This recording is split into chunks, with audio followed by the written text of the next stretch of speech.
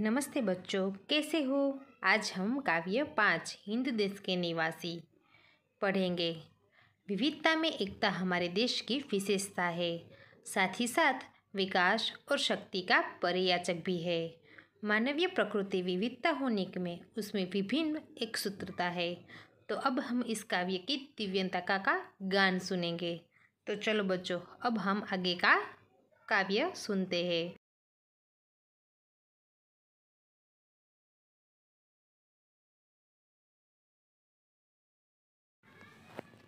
हिंद देश के निवासी सभी जन एक है, रंग रूप वेश भाषा चाहे अनेक है। इस पंक्ति में कवि कहना चाहते हैं, भारत देश में रहने वाले सभी लोग एक है। कवि कहते हैं कि इनके रंग, रूप, पहनावा और भाषाएं भले ही अलग अलग क्यों ना हो।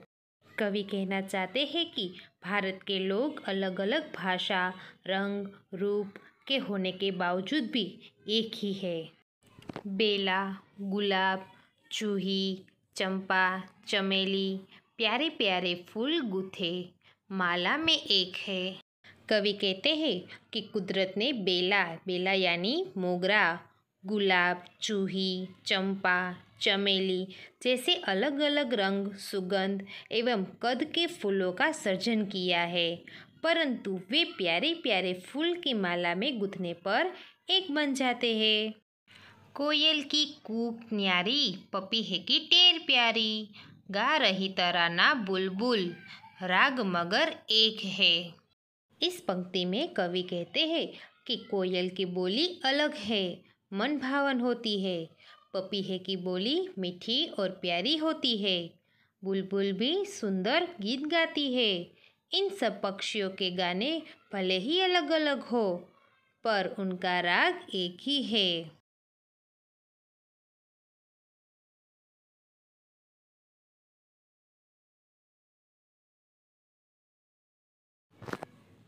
गंगा यमुना ब्रह्मपुत्र कृष्णा कावेरी, जाके मिल गए सागर में, हुई सब एक है। इस पंक्ति में कवि कहते हैं कि गंगा, यमुना, ब्रह्मपुत्रा, कृष्णा और कावेरी अलग अलग नदियाँ हैं, मगर सागर में मिलकर वे एक हो जाती है।